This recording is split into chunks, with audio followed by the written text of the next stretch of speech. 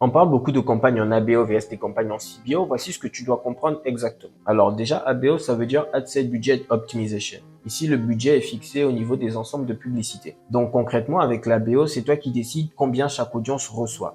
Ce qui fait que chaque ad set a son propre budget et donc l'annonceur, que ce soit Meta, TikTok, peu importe, ne peut pas redistribuer l'argent entre les audiences. Tu contrôles tout manuellement.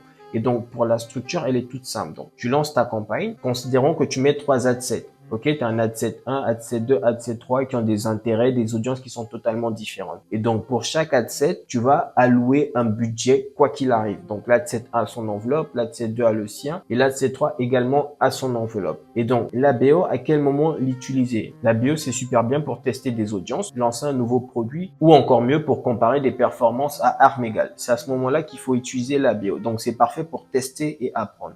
Ensuite, on a la deuxième structure qui est le CBO. CBO, ça veut dire Campaign Budget Optimization. Donc, contrairement à l'ABO, ici, le budget est fixé au niveau de la campagne.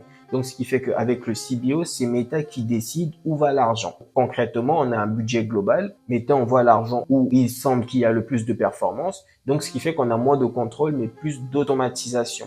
Donc, ce qui fait que Meta redistribue le budget en temps réel. Donc, dans une campagne, on va allouer le budget global et Meta va redistribuer l'argent en fonction des performances. S'il considère que l'ad C3 a plus de chances, plus de potentiel, il va allouer beaucoup plus de budget, ainsi de suite. Maintenant, la question est de savoir à quel moment utiliser le CBO. Le CBO est bien utilisé lorsqu'on a déjà des audiences gagnantes ou lorsqu'on est en phase de scaling. C'est très important parce qu'à ce moment-là, notre objectif, c'est de maximiser nos résultats. Donc, ce qui fait que le CBO, c'est le levier parfait pour scaler. Donc, concrètement, voici la différence que tu dois comprendre entre ces deux structures de campagne. Et si tu dois retenir une seule chose, c'est que avec l'ABO, tu as beaucoup plus de contrôle et c'est bien en phase de test, alors qu'avec le CBO, tu as beaucoup moins de contrôle. Ça te permet de maximiser ta performance tout simplement. Donc, je t'invite à enregistrer cette vidéo-là pour ne plus jamais faire l'amalgame entre les deux campagnes et je t'invite à t'abonner pour plus de valeur e-commerce. Allez, ciao!